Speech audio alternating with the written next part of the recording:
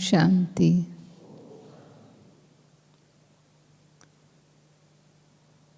आप सभी बाप दादा से अव्यक्त मिलन मनाने के लिए अपने ही घर, बाबा के घर मधुबन पहुँचे हैं। और एक विशेष सौभाग्य कहेंगे कि कहाँ हज़ारों भाई बहनें आते रहे भट्टी के लिए। उन हज़ारों भाई बहनों में से आप कुछ चुने हुए इस समय बाबा के घर पहुँचे हैं, कुछ 100 भाई बहनें। तो जब इतने कम होते हैं तो फिर सभी पर अटेंशन होता है, सभी नज़र आते हैं कि कौन कौन है। अभी भले मास्क भी लगा हुआ है सभी को, और लगा के भी रखना है, उसमें छूट नहीं है, क्योंकि अपनी सेफ्टी और दूसरों की भी सेफ्टी, दोनों का ही ध्यान रखना है। लेकिन फिर भी एक विशेष पालना का जो अनुभव बाबा के घर में, जो भी हमारे महारथी भाई बहनें हैं, दादियाँ हैं, उनके द्वारा आपको अनुभव करने का ये अवसर मिला है। तो जो विषय है हमारा, अभी बाबा की रविवार को अव्यक्त मुरली चली थी, स्वराज्य अधिकारी सो विश्व राज्य अधिकारी। तो बाबा ने हमें राज योगी बनाया है, प्रजा योगी नहीं बनाया है। हमारा नाम ही है राजयोगी। तो राजयोगी माना जिसका कर्मेंद्रियों पर अधिकार है, स्थूल सूक्ष्म दोनों ही कर्मेंद्रियों पर अधिकारी। यानी अपनी कर्मेंद्रियों को जब चाहें, जैसे चाहें, जिस तरह चाहें वैसे चला सकते हैं। सामान्यतः ऐसे होता है कि कर्मेंद्रियां हमको चलाती हैं, यानी उनकी जो इच्छा होती है उस अनुसार हम चलते हैं। जो देखने की इच्छा हुई वो कर लिया, जो सुनने की इच्छा हुई वो सुन लिया, जो बोलने की इच्छा हुई वो बोल लिया। मन किसी बात पर चल रहा है तो चलता रहेगा, चलता रहेगा नॉन स्टॉप, कोई कंट्रोल नहीं उसके ऊपर। तो मन चलाता है हमको, हम मन को नहीं चलाते, मन चलाता है। ऐसे ही बुद्धि के निर्णय पर कोई अधिकार नहीं।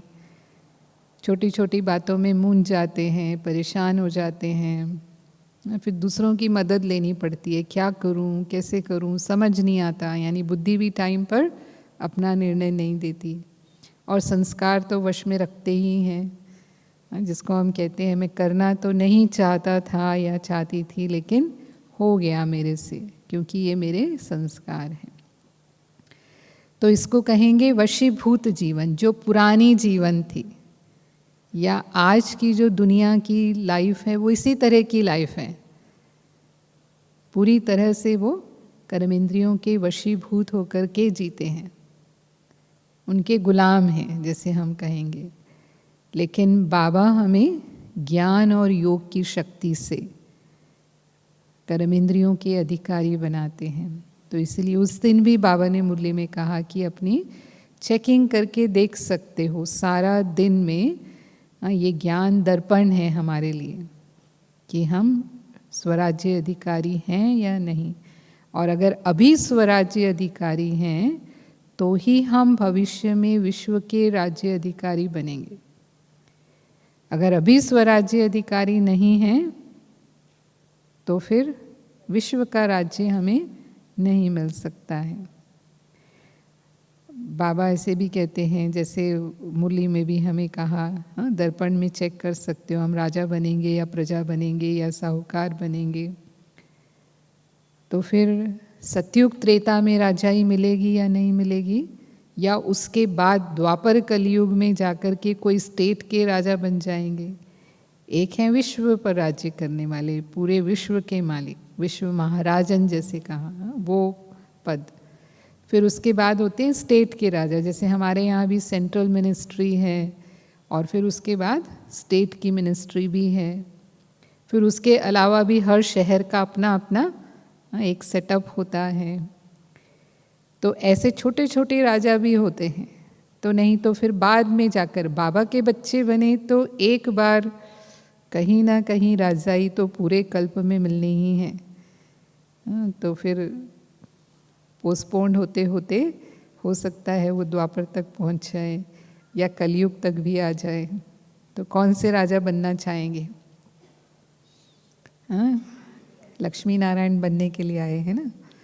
बाबा मुरली में कहते हैं कोई राम सीता बनने के लिए भी हाथ नहीं उठाता। अगर किसी को पूछेंगे आप राम सीता बनना चाहेंगे, कोई नहीं उठाएगा। हम सब लक्ष्मी नारायण बनना चाहते हैं। तो फिर उसी अनुसार हमारा पुरुषार्थ भी होना चाहिए, जैसे बाबा हमें कहते हैं।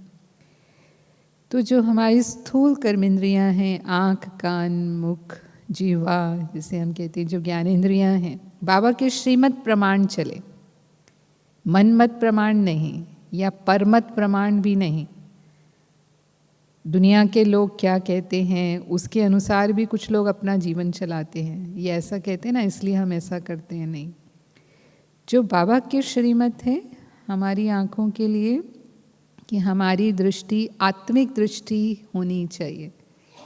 जिसको भी हम देखें, जिसके भी संपर्क में आए, उसकी भ्रकुटी पर ही हमारी नज़र हो, देह पर नज़र बिल्कुल ना जाए।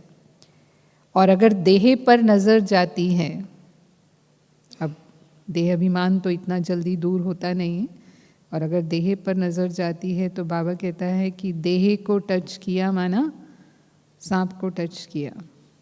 और अगर सांप को टच करते हैं तो वो काटता है और सांप में विष होता है।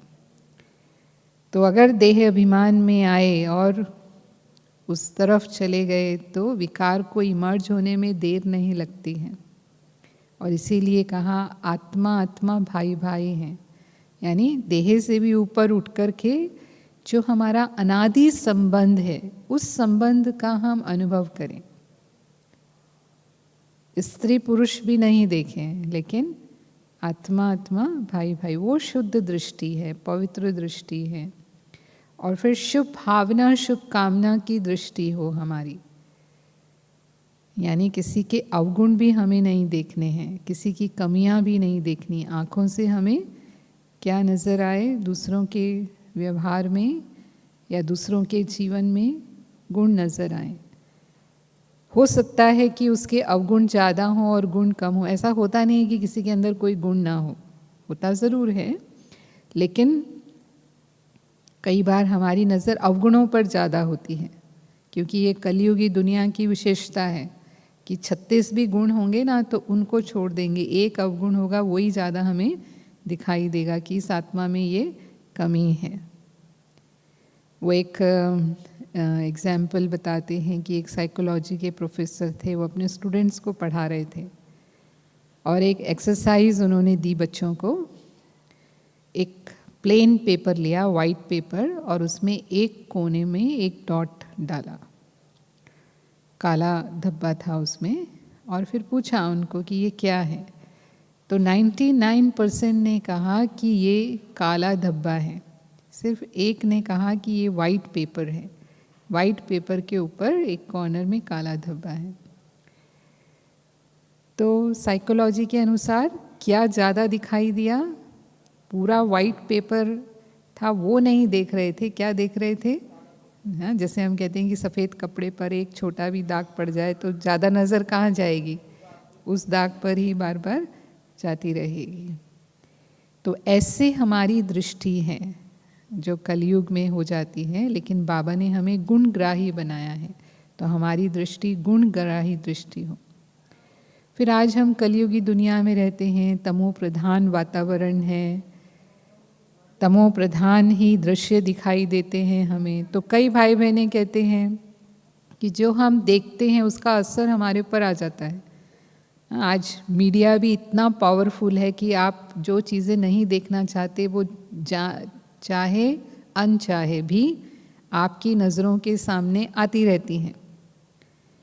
तो हम आंखें तो नहीं बंद कर लेंगे, हाँ, अब कभी कहाँ बाज़ार में जा रहे हैं और ऐसे ऐसे पोस्टर लगे होते हैं मानो, तो हम क्या करेंगे? आंखें तो नहीं बंद करेंगे, लेकिन हमारी स्थिति कैसी हो कि देखते हुए भी जैसे हमने नहीं देखा, क्योंकि बाबा ने हमें त्रिकालदर्शी बनाया है, तीनों कालों का ज्ञान दिया है। मुरली का वरदान था ना आज, त्रिकालदर्शी स्थिति में स्थित होकर के हमें कर्म करना है। तो हम समझते हैं ना वर्तमान दुनिया की क्या हालत है।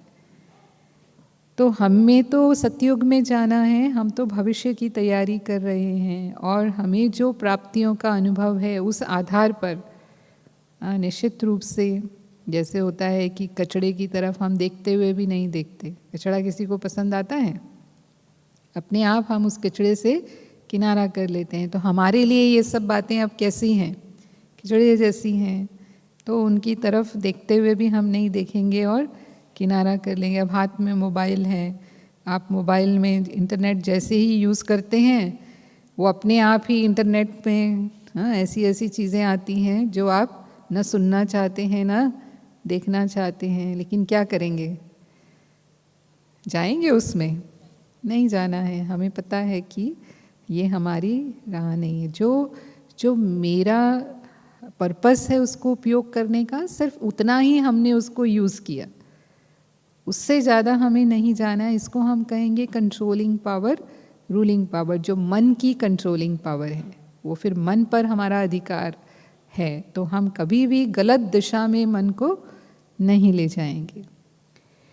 तो आँखों पर अधिकार माना, जो नहीं देखना है बाबा की श्रीमत प्रमाण, वो हमें नहीं देखना। आप प्रवृत्ति में रहते हैं, बच्चे हैं घर में, बच्चे ज्ञान में चलते हैं या नहीं चलते, बच्चों की टेस्ट अपनी होती है, वो टेलीविज़न चला के देख रहे हैं जो भी। अब हम भी घर से बाहर तो नहीं जाएंगे, वही कमरा है बैठक हमारे लिए भी। लेकिन अगर हमें नहीं देखना है तो नहीं देखना है। जैसे बाबा कई बार कहते हैं कि सिनेमा माना सिन की माँ। तो हमारे लिए बाबा की श्रीमत है, नहीं देखना है तो नहीं देखना है। या ऐसे ऐसे सीरियल, मतलब सब तरह का जो भी हम कहेंगे ऐसा जो मटेरियल है वो सब उसमें होता है, और हमें अपने मन बुद्धि को उस तरफ बिल्कुल नहीं ले जाना है। तो आँखों पर हमारा अधिकार हो। फिर कानों पर हमारा अधिकार, बाबा कहते हैं कि कानों से हम ज्ञान का ही श्रवण करें, ज्ञान रतन ही हमारे कान में पड़े, माना सत्संग जिसे बाबा कहता है कि सदा ही हम सत्संग में रहें। पर अब संसार में रहते हैं तो संसार समाचार भी हम सुनते हैं। अब कई तरह के संसार समाचार होते हैं, फिर एक दूसरे के समाचार भी हम सुनते हैं। अब परिवार में रहते हैं तो आपस में जो भी हमारे मित्र संबंधी हैं उनके समाचार भी हमें मिलते रहते हैं। और उसके अलावा कुछ निंदा चुगली की बातें भी होती हैं, सिर्फ समाचार नहीं होते, लेकिन एक दूसरे की कमी कमज़ोरियों का वर्णन भी होता है। और इन सब की 63 जन्मों से इतनी आदत पड़ी हुई है कि जैसे कहते हैं ना कि अगर केवल एक ही प्रकार का भोजन मिलता रहे तो फिर वो भोजन से मन ऊब जाता है, वैरायटी खाने की इच्छा होती है, ऐसा स्वभाव होता है ना। तो यहाँ भी ऐसे ही होता है कि केवल ज्ञान सुनना वो थोड़ा ताकत वाला भोजन है, और थोड़ा मिक्स बातें होती हैं तो वो हमें थोड़ा ज़्यादा पसंद आता है। बाबा कहते हैं कि हमें 63 जन्मों से कथा कहानियाँ सुनने की आदत है। आज भी जो भी संत महात्मा हैं वो कैसे ज्ञान सुनाते हैं, कैसे सत्संग करते हैं, सब शास्त्रों की कथा कहानियाँ ही वो सुनाते हैं, जो बहुत रस कनरस पैदा करने वाली होती हैं।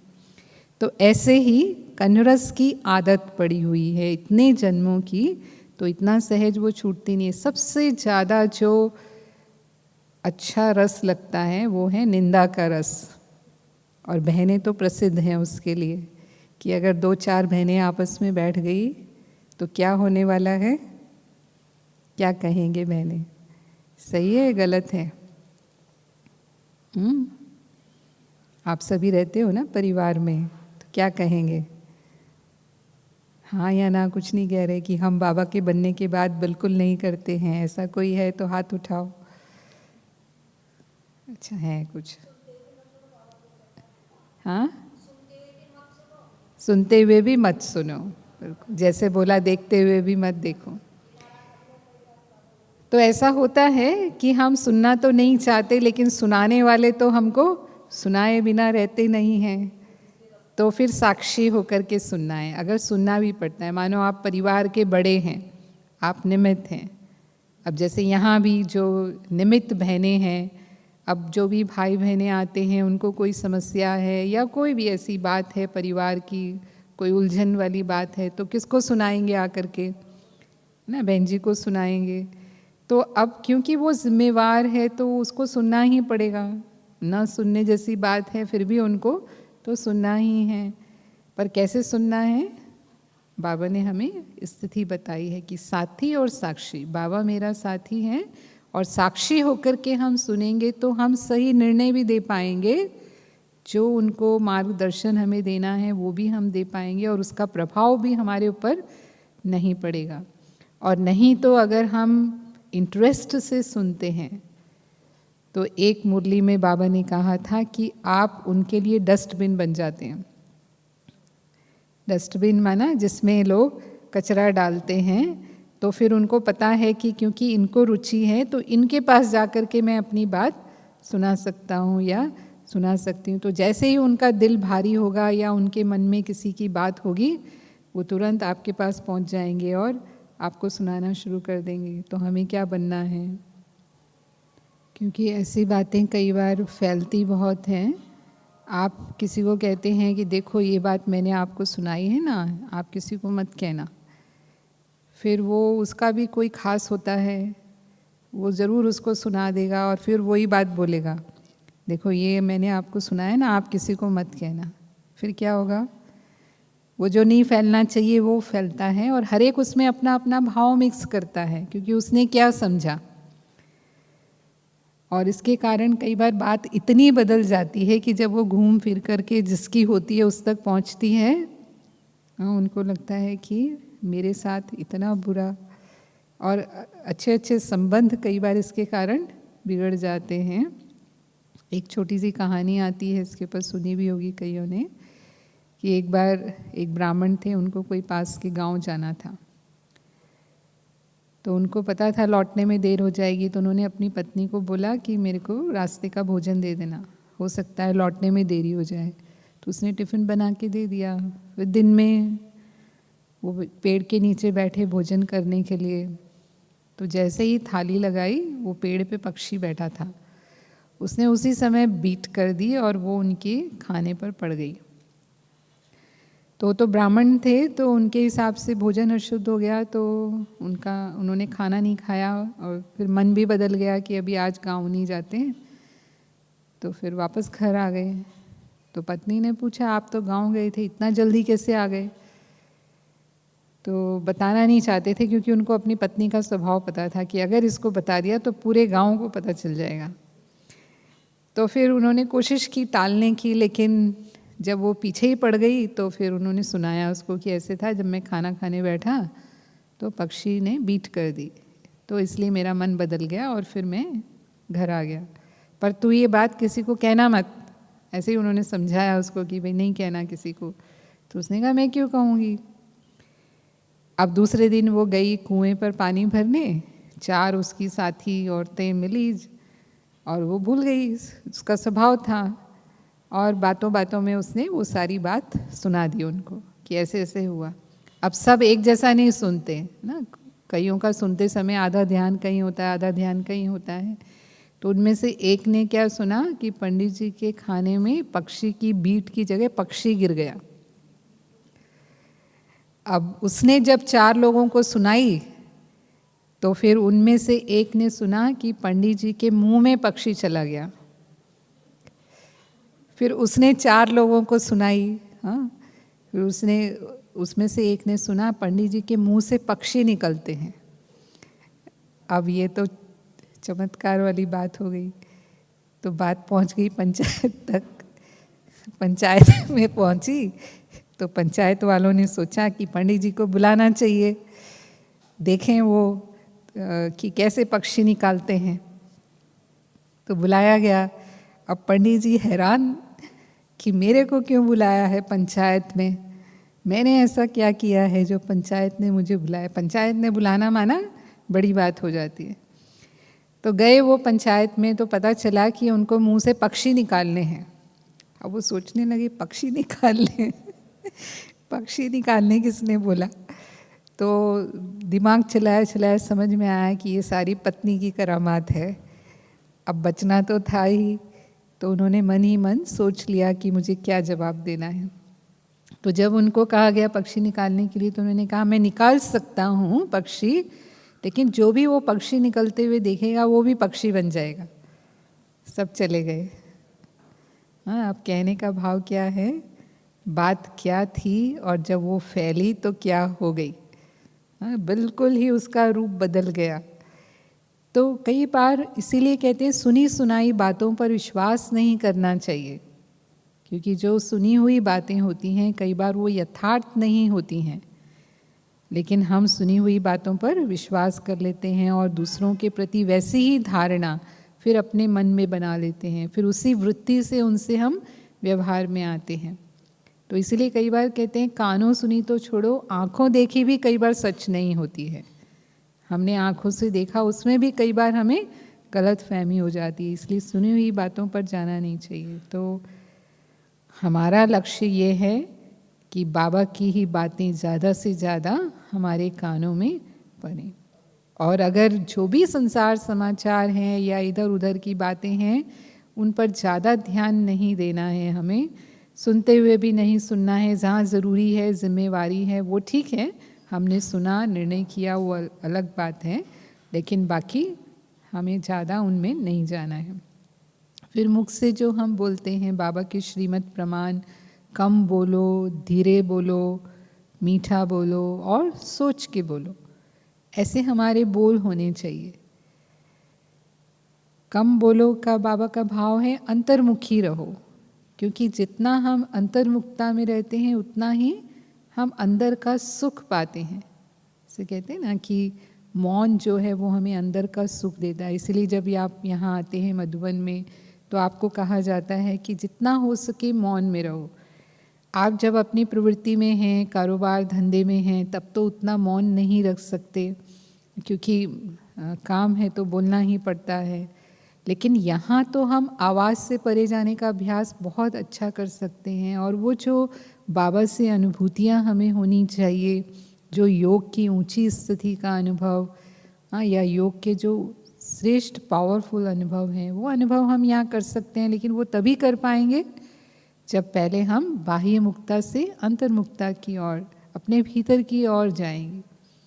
अब यहाँ भी तो हमें दैवी परिवार मिलता है, और दैवी परिवार को देख करके हम भले खुश होते हैं, लेकिन बहुत ज़्यादा बातों के विस्तार में नहीं जाना कि वे एक दो से मिले, फिर उनसे पूछने लग गए, फिर उनका वो क्या करते हैं, फिर उसके बाद और भी उनके आगे की बातें, उनकी लाइफ, वो ज्ञान में कैसे आए, उनके अनुभव।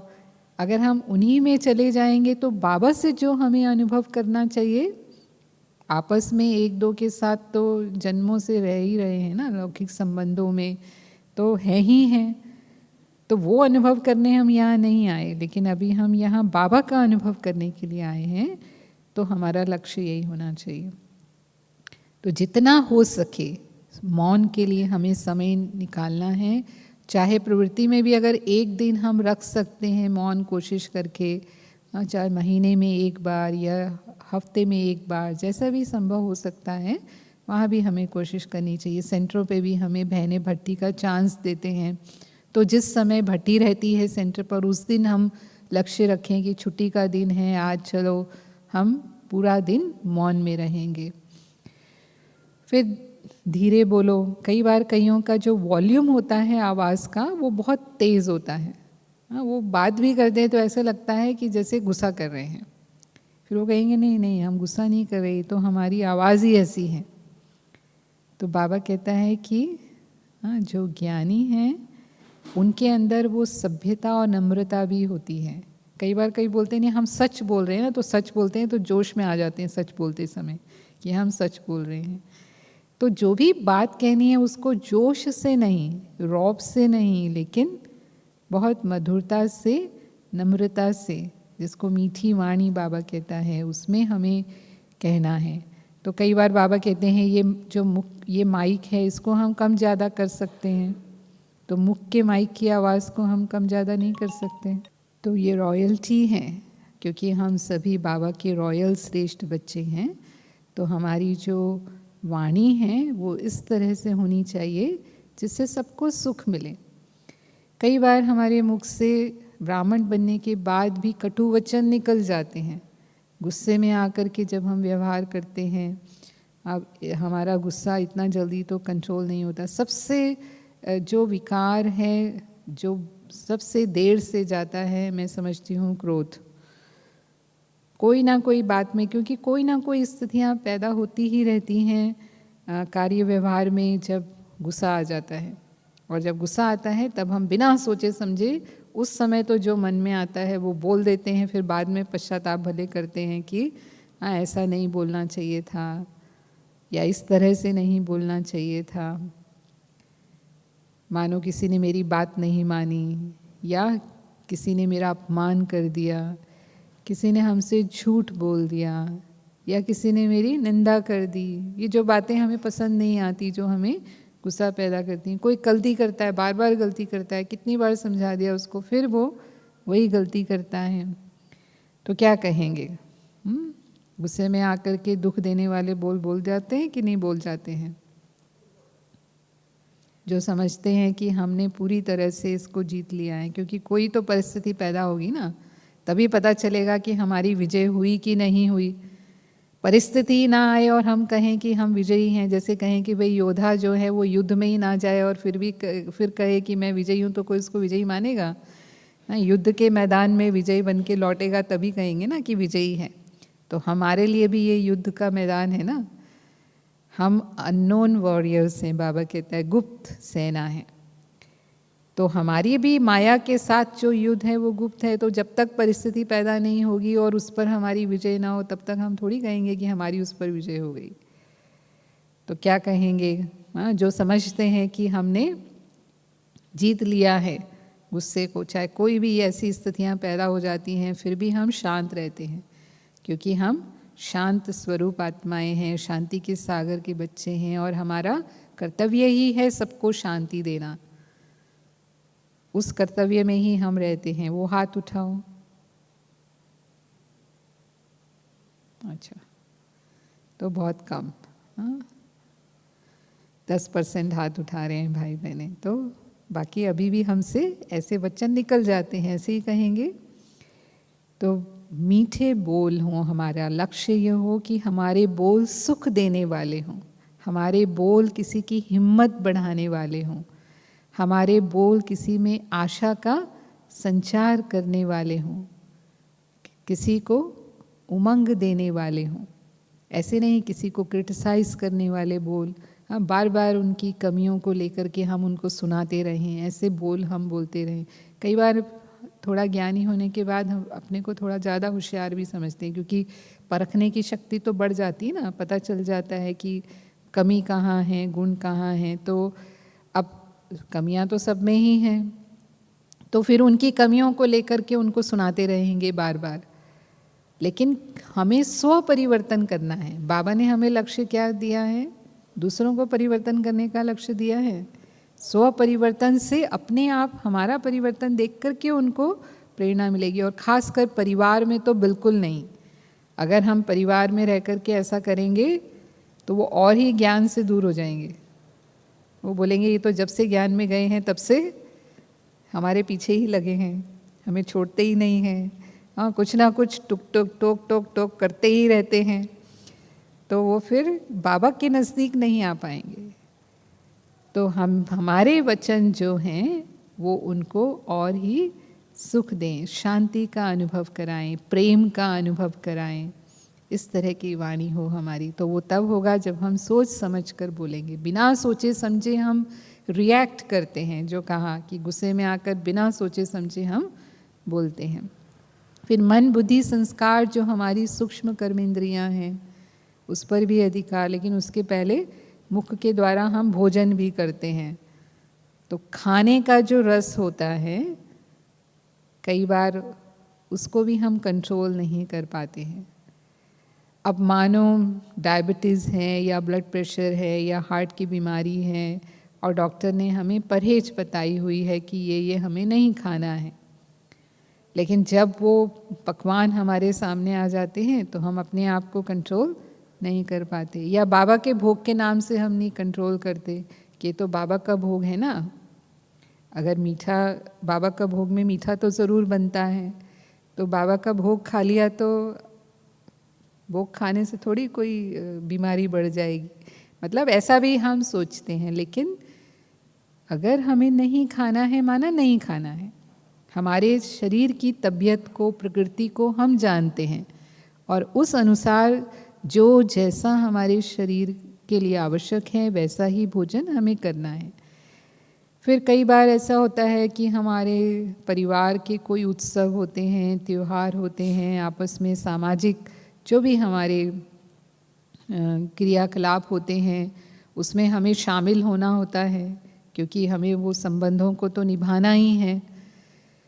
फिर वहाँ जाकर के खाना पीना होता ही है, और अगर हम बाबा के बच्चे हैं तो हमारी मर्यादा क्या है कि हमें नहीं खाना है। लेकिन हम सोचते हैं चलो अब आए हैं यहाँ, सबको नाराज़ करेंगे, आज खा लेते हैं, बाबा की याद में दृष्टि देके खा लेते हैं, फिर नहीं खाएंगे तो सही है, करते हैं। हाँ, तो बाबा की याद में दृष्टि देकर खाना वो ठीक है, वो बाबा कहता है हमको कि जब भी हमें भोजन करना है बाबा की याद में दृष्टि देके खाना है, लेकिन कौन सा भोजन? बाबा की याद में बनाया हुआ जो हमने ब्रह्मा भोजन, वहाँ पर जो हमारे योग्य हैं वो हम खा सकते हैं। अब जैसे जो बिना पकी हुई चीज़ें हैं, फ्रूट है, सलाद है, वो हम खा सकते हैं, ड्राई फ्रूट्स खा सकते हैं, या कोई जूस वगैरह लेना है वो हम ले सकते हैं। तो जो हम ले सकते हैं वो बता दें उनको। एक बार जब लोग समझ जाते हैं कि ये नहीं खाते तो हमें मजबूर नहीं करते कभी भी। ये हमारी ही अपनी कमज़ोरी होती है कि हम हमेशा ये एक्सक्यूज़ देते हैं कि नहीं, क्योंकि हमें तो समाज में रहना है, निभाना है, हमारे भी बच्चे हैं, तो यदि हम नहीं करेंगे तो फिर कल को क्या होगा, हमारे साथ ऐसा होगा।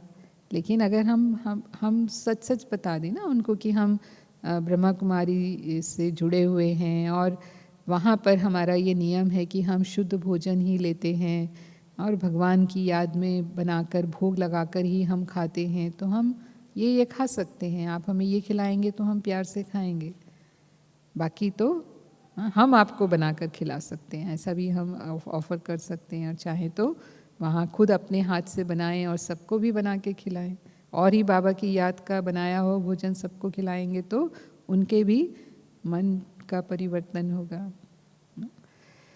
तो ये भी हमें ध्यान देना है। फिर मन की बात जब हम करते हैं तो जैसे बाबा ने मुरली में कहा कि मन मुझे चलाता है या हम मन को चलाते हैं, तो ज़्यादातर ऐसा होता है कि मन हमें चलाता है। मेरा मन किया तो हम ये काम करेंगे। सुबह से लेकर रात तक जो बाबा ने हमें मन के लिए श्रीमत दी है, अमृत वेले से रात तक, उस अनुसार ही मेरे मन में संकल्प चलते हैं। अमृत वेले उठना है, कैसे बाबा को याद करना है, जिस स्थिति में मन को स्थित करना है। जैसे बाबा कहता है सुबह सुबह अशरीरी स्थिति का अनुभव, परम धाम में बाबा के साथ बिंदु रूप स्थिति का अनुभव बहुत सहज होता है, क्योंकि उस समय लाइन क्लियर होती है। प्रकृति का भी हमें सहयोग होता है, क्योंकि उस समय तमोगुणी वाइब्रेशंस नहीं होते। तो क्या मैं मन को जितना समय जिस स्थिति में स्थित करना चाहूँ स्थित कर सकती हूँ? वो एकाग्रता बन जाती है हमारी। तो अगर हमारी वो एकाग्रता रहती है, हम फरिश्ता स्थिति का अनुभव करना चाहें, अव्यक्त स्थिति का अनुभव करना चाहें, तो उस स्थिति में ही मन रहे। अब आधा पौना घंटा जो हम योग कर रहे हैं या 1 घंटा भी कर रहे हैं, पूरी तरह से बाबा के साथ ही मन है। और कहीं मन नहीं जाता, कोई देह के संबंधों में नहीं, देह के पदार्थों में नहीं, कोई समस्याओं में नहीं, तो हम कहेंगे मन पर अधिकार है। तो बाबा कहता है यहाँ तक परिस्थितियों में भी क्यों, क्या, कैसे में अगर हम बहुत विस्तार में चले जाते हैं और उस समय अगर हम फुल स्टॉप लगाना चाहें कि नहीं, श्रीमत के अनुसार मुझे ये सब चिंतन, नेगेटिव चिंतन नहीं करना है, पता चलता है ना कि हम नेगेटिव सोच रहे हैं, क्योंकि जैसे ही हम नेगेटिव चिंतन करने लगते हैं हमारा मन भारी होता है, हमें चिंता होने लगती है, हमें टेंशन फील होता है, हम परेशान होते हैं, हमारी खुशी गुम हो जाती है। तो समझ में आ रहा है कि मेरा चिंतन सही दिशा में नहीं जा रहा। हर परिस्थिति का समाधान बाबा ने हमें बताया हुआ है, चाहे वो देह की हैं, चाहे वो देह के संबंधों की हैं, चाहे वो साधनों के संबंध में हैं, चाहे प्रकृति के संबंध में हैं। तो उस अनुसार मेरे मन में विचार चला करके हम अपने मन को एक रस, अचल, अटल, अडोल स्थिति में रख पाएं। कोई भी परिस्थिति हो, बाबा कहते हैं परिस्थिति को स्वस्थिति से जीतना है, विजय पाना है। तो क्या हम फुल स्टॉप लगा पाते हैं, या गए एक बार उसमें तो बस फिर जैसे कि डूब गए। बाबा कहते हैं जैसे मकड़ी जाल बनाती है ना, तो अपने ही जाल में खुद फंसती जाती है। तो ऐसे ही हमारा हाल भी होता है कि अपने ही विचारों के जाल में हम खुद फंस जाते हैं और फिर उससे निकलना हमारे लिए बहुत मुश्किल हो जाता है। कई पास्ट की बातों में ही, पास्ट में ऐसा हो गया, किसने मेरे साथ ऐसा कर दिया, किसी ने धोखा दे दिया, बस उससे निकल ही नहीं पाते, बार बार वही बातें मन में आती रहेंगी। और वो दिख जाए तो बस फिर तो पूरा ही दिन खराब हो गया, जिससे वो परिस्थिति पैदा हुई। तो इसको हम मन पर अधिकार नहीं कहेंगे। कंट्रोलिंग पावर, रूलिंग पावर माना ज्ञान का ब्रेक लगाया और वहीं ब्रेक लग जाए। जैसे गाड़ी को जहाँ ब्रेक लगाएं वहीं लग जाए तो फिर एक्सीडेंट नहीं होगा। अगर लगाना चाहें ब्रेक यहाँ और लगे वहाँ तो संभावना है। तो ऐसे ही बाबा हमें कहते हैं अंतिम समय की जो स्थितियाँ पैदा होंगी, जो अंतिम समय का पेपर है वो बाबा ने बताया है। अंतिम समय का पेपर भी मालूम है और कितना टाइम मिलेगा, 1 सेकंड मिलेगा, वो भी मालूम है। तो फिर उस समय हम कर लेंगे, हो जाएगा। तो बाबा ने कहा नहीं होगा, क्योंकि मन तो सूक्ष्म है ना, इसके लिए बहुत काल का अभ्यास चाहिए। अभी से ही वो अभ्यास चाहिए, तब हम उसमें पास हो सकेंगे। और अगर पास नहीं हुए तो फिर सीधा ही चंद्रवंशी में चले जाएंगे। फेल होने वाले कहाँ जाएंगे? जो पास होंगे वही सूर्यवंशी राजधानी में आएंगे। तो एक बार ऐसे ही एक राजा था, उसको अपने लिए वारिस चाहिए था, क्योंकि उसका कोई बेटा नहीं था। तो जिस योग्यता का वारिस उसे चाहिए, उस हिसाब से उसने एक शर्त रखी। उसने पूरे राज्य में ये ढिंढोरा पिटवा दिया कि जो मेरी शर्त को पूरा करेगा उसे मेरा वारिस माना जाएगा और फिर वो भविष्य में राजा बनेगा। तो शर्त ये थी कि उनको एक बकरी दी जाएगी और वो बकरी को सारा दिन घास चराएंगे। और घास चर के बकरी शाम को जब दरबार में आएगी तो फिर उसके सामने घास रखी जाएगी और फिर वो घास में मुंह नहीं डाले। माना इतना उसका पेट भरा हो कि दरबार की घास में अगर उसने मुंह नहीं डाला तो वो जीत जाएगा और वही वारिस माना जाएगा। तो कुछ लोग आए और उनको वो बकरी दी गई। तो उन्होंने सारे दिन खूब चराया बकरी को कि इतना खा ले वे, इतना पेट भर जाए कि वो दरबार में जाकर के फिर घास में मुंह नहीं डाले। पर एक जो था उसने क्या किया कि वो बकरी को चराने तो ले गया, लेकिन जैसी बकरी घास में मुंह डालती थी उसको एक जोर से मारता था मुंह पे लकड़ी से। तो बार बार बकरी ने मुंह घास में डालने की कोशिश की, लेकिन जैसे ही वो घास में मुंह डाले उसको डंडा पड़े।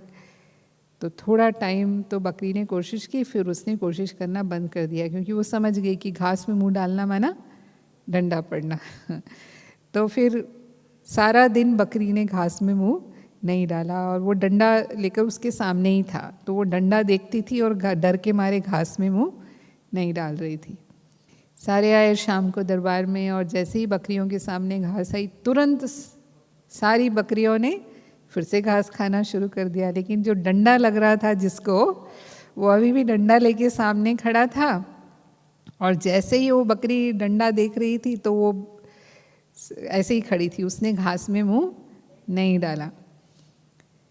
तो जीत गया वो, और वो राजा का वारिस बन गया। तो ये हमारे मन की स्थिति है कि हम जितनी मन की इच्छाओं को पूरा करते हैं उसकी और इच्छाएं बढ़ती जाती हैं, वो कभी भी कम नहीं होती हैं। लेकिन अगर मन को हमें कंट्रोल में रखना है तो कौन सा डंडा लगाते रहना पड़ेगा? जो श्रीमत का डंडा बाबा ने हमें दिया है, जो श्रीमत की लगाम दी है, उस लगाम को टाइट रखना पड़ेगा। तब जाकर के हमारा मन उस स्थिति में आएगा कि हम समय पर उसे कंट्रोल कर सकें। तो अभी से हमें सबसे ज़्यादा मन की चेकिंग और मन का परिवर्तन ही ज़रूरी है। अगर मन हमारे कंट्रोल में आ गया तो बाकी कर्मेंद्रियां तो अपने आप, क्योंकि उसके पीछे पीछे हैं, अपने आप ही कंट्रोल में आ जाएगी। उनको एक एक को कंट्रोल करने की ज़रूरत नहीं है। और बुद्धि जो निर्णय शक्ति है हमारी, उस निर्णय शक्ति पर हमारा अधिकार होना, यानी समय पर हम सही निर्णय कर पाएं। अब हमें चाहिए सहन करने की शक्ति, लेकिन उसकी बजाय हमने कर लिया सामना, गलत निर्णय हो गया। और हमें चाहिए सामना करने की शक्ति, और उसके बदले हमने कर लिया सहन। फिर सहन करने के बाद हमें समाना भी होता है, पर हमने सहन तो कर लिया, समा नहीं पाए। हाँ, फिर क्या होता है कि जिसके सामने चुप रहना है, अब हमें पता है कि हमें नहीं बोलना चाहिए, बाबा के बच्चे हैं, मुख से बोलेंगे तो डिसर्विस हो जाएगी, तो चुप रह जाएंगे, चुप रहेंगे। और फिर जैसे ही जिसके सामने हम बोल सकते हैं, जो भी हमारे दोस्त हैं या परिवार है, फिर उनके आगे बोलना शुरू कर देंगे कि कितना मैं सहन करती हूँ, आपको पता नहीं है, मेरी जगह कोई और होता तो ऐसे ऐसे हो जाता। हाँ, 4 लोगों को हमने सुना दिया उसको बहुत। तो बाबा कई बार कहते हैं आपने सहन किया, ये तो कमाल किया, वो ठीक है, लेकिन जो उसका वर्णन कर दिया इतना, वो कमाल की बजाय धमाल कर दिया, तो फिर जमा तो नहीं होता है। आपकी वो सहन शक्ति की जो जमा होना चाहिए और जो बाबा की दुआएं मिलनी चाहिए, उससे फिर हम वंचित हो जाते हैं। तो सही निर्णय लेना और उसको उस तरह से फिर कार्य में लगाना। हमारे संस्कार, बाबा कहते हैं हमारे वर्तमान संस्कार ईश्वरीय संस्कार होने चाहिए, क्योंकि हम ईश्वरीय कुल के हैं। ये हमारा दैवी परिवार है, तो हमारे दैवी संस्कार इमर्ज होने चाहिए, जो आदि संस्कार हैं। आदि संस्कार हमारे दैवी संस्कार हैं, और परम धाम के हमारे ईश्वरीय संस्कार हैं, जो अनादि संस्कार हैं। यानी जो बाबा के संस्कार, वो मेरे संस्कार। बाबा प्रेम का सागर है, तो मैं आत्मा भी प्रेम स्वरूप हूँ। पहला पाठ ही हम पढ़ते हैं, बाबा शांति का सागर है, तो मैं आत्मा भी शांत स्वरूप हूँ। बाबा सुख का दाता है, तो मैं आत्मा भी सुख स्वरूप हूँ।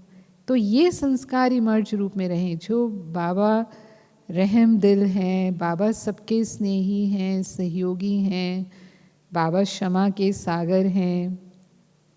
ऐसे ही हर आत्मा के प्रति जो हमारा व्यवहार है, जो हमारे गुण हैं, वो उस तरह से प्रकट होने चाहिए।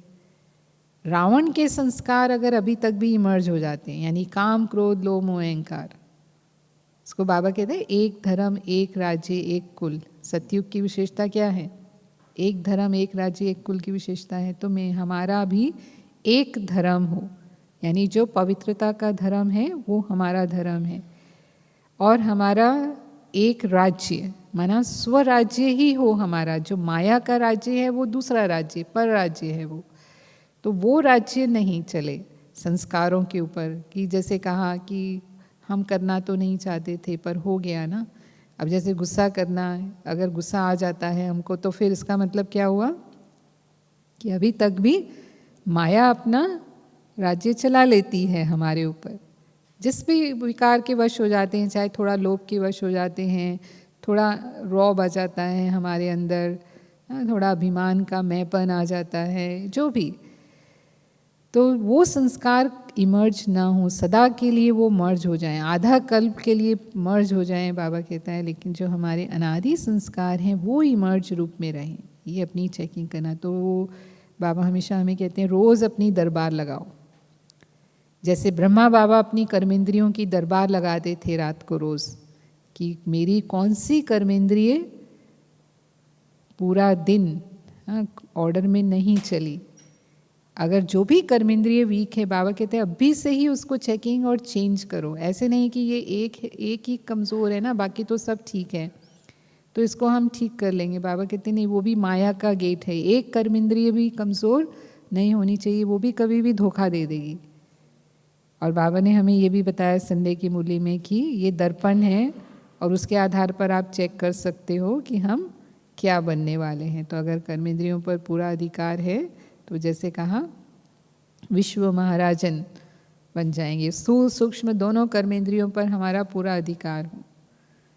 पर अगर कर्मेंद्रियों के कभी कभी वशीभूत हो जाते हैं, कभी कभी अधिकारी हैं, कभी कभी वशीभूत हैं, तो बाबा कहते हैं आधे के बाद आपको फिर वो राज्य मिलेगा, यानी सूर्यवंश पूरा हो जाएगा, चंद्रवंशी में आकर के थोड़ा समय राज्य मिल जाएगा। और अगर बार बार वशीभूत होते हैं तो फिर राज्य अधिकारियों के राज्य में रहने वाले हैं, यानी प्रजा बनने वाले हैं। फिर ये भी बाबा ने हमें कहा कि राजा बनने का मतलब यहाँ राजा नहीं बनना है, यहाँ ऑर्डर नहीं चलाना है, यहाँ तो अपनी कर्मेंद्रियों को ऑर्डर में रखना है। तो यदि हम अपनी कर्मेंद्रियों को अभी ऑर्डर में रखते हैं तो जो हमारे साथी हैं, चाहे वो लौकिक हैं चाहे वो अलौकिक हैं, वो स्वतः ही स्नेह से हमें सहयोग देंगे, वो स्वतः ही हाजी करने के लिए, हमारे कार्य के लिए हमारे साथ जब हमें आवश्यकता है तब वो होंगे। तो यहाँ तो हमें सेवाधारी बनकर रहना है, पर जितना हम स्वराज्य अधिकारी होते हैं उतना ही सभी का सहयोग भी हमें स्वतः मिलता है। तो अगर हम रोज़ अपनी चेकिंग करेंगे तो जो भी हमारी कमज़ोरियाँ हैं अपनी कर्मेंद्रियों को कंट्रोल करने में, वो हमें चेक करके चेंज करने का अवसर मिलेगा। और जो बहुत काल बाबा कहता है वो बहुत काल का पुरुषार्थ, वैसे तो अभी इतना समय बचा भी नहीं है, लेकिन फिर भी जो भी समय है उसमें वो ऐड होगा। और जो हमारा लक्ष्य है कि हम लक्ष्मी नारायण बने, सूर्यवंशी बने, तो अवश्य हम वो लक्ष्य को प्राप्त कर पाएंगे। ओम शांति।